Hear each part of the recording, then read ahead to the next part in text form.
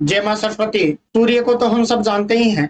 यह हमारी जिंदगी के लिए एक अहम हिस्सा है। हमें प्रकाश के रूप में, ऊर्जा के रूप में जो भी मिलता है, वो लगभग सारा का सारा हमें सूर्य से ही मिलता है। तो आपके दिमाग में भी कभी न कभी आया होगा कि ये लगातार सूर्य पर अगर इतनी ऊर्जा आती कहाँ से? ये इतनी हीट सूर्य जनरेट लगातार कर कहाँ से लेता है? ये ऊर्जा इस पर खत्म क्यों नहीं होती है? ये सारे टॉपिक हम क्लियर आज के इस वीडियो में करेंगे। तो चलिए बिना किसी देरी के शुरू करते हैं। आप देख रहे हैं ब्राता रिसर्च सेंटर और मैं हूं सतीश कुमार रणवा। देखिए, सबसे पहले जो ये सूर्य पर जो उस ऊर्जा आती है, हीट बनती है, ये एक नाभिकीय अभिक्रिया की वजह से बनती है। पीछे हमने नाभिकीय विखंडन अभिक्रिया के बारे में पढ़ा था, विस्तार से चर्चा की थी। नाभिकीय विखंडन अभिक्रिया कैसे होती है, क्या काम ली जाती है। जैसे परमाणु बम बनाया जाता है, उसमें नाभिकीय विखंडन होता है। और अपना नाभिकीय रिएक्टर होते हैं जिससे बिजली बनाई जाती है, वहां पर मैंने विखंडन बताया था। विखंडन का मतलब क्या था?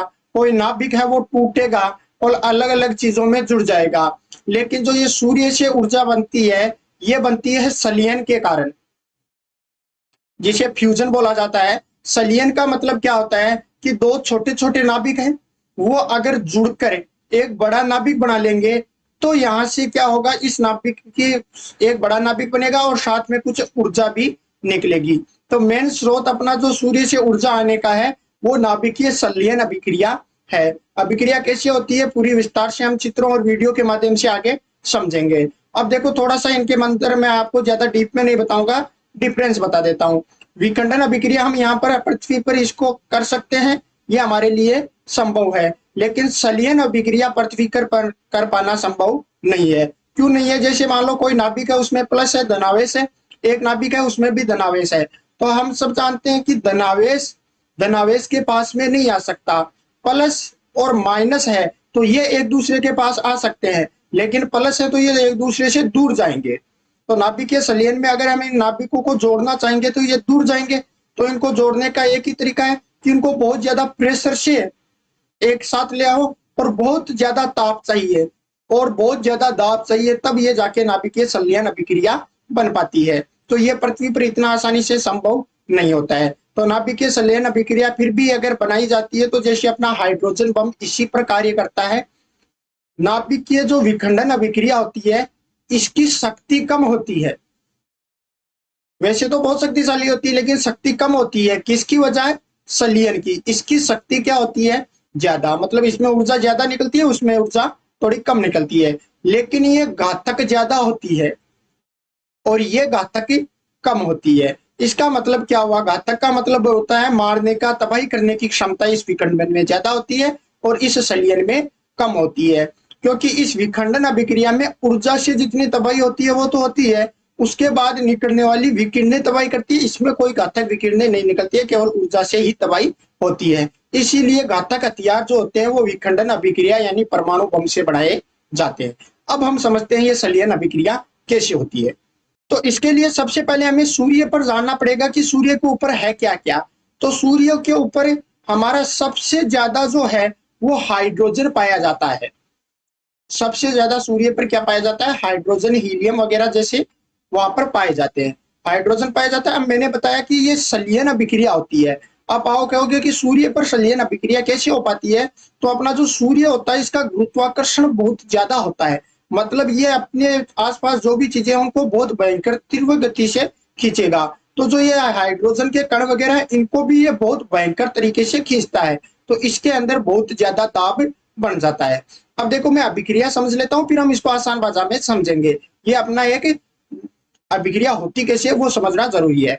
तो जैसे मान लो ये हाइड्रोजन है, हल्का नाभिक है, एक हाइड्रोजन का नाभिक और आया, ये बहुत ज्यादा दाब और ताप की वजह से क्या हुआ? जुड़ गया, मतलब इनका संलयन हो गया। तो यहाँ ड्यूटेरियम का निर्माण हो गया, एक पॉजिट्रॉन हो गया, एक न्यूट्रॉनो हो गया, और 0.42 मेगा इलेक्ट्रॉन वोल्ट यहाँ पर ऊर्जा का उत्सर्जन होगा। यहाँ से देखिए, अब जो ये अपना ड्यूट्रॉन आया था, ये भी तो एक्स्ट्रा छूट गया नहीं है। हाँ, अब ये अभिक्रिया तो चलती रहेगी, क्योंकि हाइड्रोजन का पार्टिकल कोई एक तो है नहीं, अनंत है। तो ये होते रहेंगे, मतलब ये अभिक्रिया भी यहाँ पर ऊर्जा आ रही है। अब ये जो ड्यूट्रॉन आया था, ये यहाँ से कोई एक ड्यूट्रॉन और आ जाएगा, क्योंकि ये कोई हाइड्रोजन और करेगा तो ड्यूट्रॉन बन जाएगा। ये दोनों जब संलयन करेंगे तो लाइट हीलियम बना देंगे। मैंने बताया था ना, इसके ऊपर हाइड्रोजन और हीलियम बहुत ज्यादा होती है। ये किसका निर्माण कर देंगे? लाइट हीलियम का। और एक न्यूट्रॉन उत्सर्जित करेंगे, उसके साथ में 3.27 मेगा इलेक्ट्रॉन वोल्ट की ऊर्जा उत्सर्जित कर देंगे। अब जैसे ये न्यूट्रॉन न्यूट्रॉन थे, ये यहाँ पर ट्रिटियम का भी निर्माण कर सकते हैं। ट्रिटियम का मतलब यहाँ पर पावर कितनी आ गई? 3 आ गई। और एक हाइड्रोजन का निर्माण कर देंगे, मतलब हाइड्रोजन हमारे पास यहाँ पर फिर आ गया, और ये 4.03 मेगा इलेक्ट्रॉन वोल्ट ऊर्जा उत्सर्जित कर देंगे। ऐसे ड्यूटेरियम और हाइड्रोजन भी संलयन कर लेंगे, और ये लाइट हीलियम का निर्माण कर देंगे, और यहाँ पर फिर से ये ऊर्जा का उत्सर्जन कर देंगे। और ये अपना एक यहाँ पर क्या उत्सर्जित करते रहते हैं, साथ में न्यूट्रॉनों भी उत्सर्जित कर देते हैं, और कुछ रेज वगैरह भी उत्सर्जित करते हैं। तो आपके ये समझ में आ गया होगा कि इस पर हाइड्रोजन, हीलियम, ड्यूटेरियम, इनकी कमी क्यों नहीं होती है, क्योंकि आपस में अभिक्रिया करते हैं, इसका निर्माण करते रहते हैं। तो इनकी वजह से इस पर कमी होती नहीं है। लन के बारे में मैंने आपको अभी जैसे पहले बताया था, ये जैसे अभिक्रिया करते हैं तो यहाँ पर हमें ऊर्जा भी इनकी मिलती है, क्योंकि यहाँ क्या होता है? फ्यूजन होता है। इसकी वजह से हमारे को यहाँ पर मेन ऊर्जा मिलती है। जो ऊर्जा ये हमें ऐसे लपटों के रूप में आपको दिख रहा होगा सूर्य के ऊपर, ये अपनी क्या है? ऊर्जा है। इनके संलयन की वजह से बनने वाली ऊर्जा है। यहाँ पर मैंने और भी अभिक्रियाएं लिखी है, ट्रिटियम और हीलियम के साथ भी अभिक्रिया करता है, जो मैंने आपको पीछे विस्तार से अभी यहाँ पर समझाया था। ये देखिए, यहाँ पर मैंने आपको अभिक्रियाएं समझा दी थी। अब देखिए, इसको एक वीडियो के माध्यम से समझते हैं। जैसे ये अपना ड्यूटेरियम हो गया, ये ट्रिटियम हो गया। तो अब जब इन दोनों पर, नाभिकों पर दोनों तरफ से दाब लगेगा, उच्च ताप और दाब की वजह से ये दोनों पास आएंगे। पास आके ये संलयन कर लेंगे, तो एक बड़ा पर नाभिक बना लिया हीलियम का, और यहाँ पर न्यूट्रॉन हो गया। साथ में हमें फ्यूजन के रूप में एनर्जी भी मिल जाएगी। ये प्रक्रिया क्या होती है? अपनी सतत रूप से चलती रहती है, और इसके हमें क्या मिलती है? ऊर्जा मिलती है। अब आप सोच रहे होंगे कि ये ऊर्जा आई कहां से? तो देखिए, जब भी ये दोनों यहाँ पर पास आएंगे और यहाँ से ये अपना एक बड़ा नाभिक बनाएंगे, तो इनका द्रव्यमान कुछ कम हो जाएगा। इनका द्रव्यमान कुछ कम हो जाएगा। तो जो द्रव्यमान में कमी होती है, वो किसके रूप में उभर कर हमारे सामने आती है?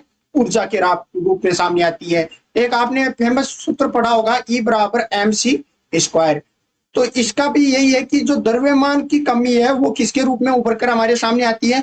ऊर्जा के रूप में। तो ये अपनी एक सूर्य के ऊपर ऊर्जा लगातार कई लाख बिलियन वर्षों से बनती आ रही है और बनती रहेगी। उसका एकमात्र जो अपना स्रोत है, वो यही है कि वहां पर नाभिकीय संलयन अभिक्रिया होती है। उम्मीद करता हूं आपको ये टॉपिक बिल्कुल अच्छे से समझ में आया होगा। अगर आपको ये वीडियो अच्छा लगा और जानकारी उपयुक्त लगी, तो इस चैनल को सब्सक्राइब कीजिए, बेल आइकन को भी दबा दीजिए, और इस वीडियो को अपने दोस्तों के साथ शेयर करना न भूलिएगा। जल्दी मिलते हैं अगले इंटरेस्टिंग टॉपिक के साथ। तब तक के लिए बने रहिए। जय हिंद, जय भारत।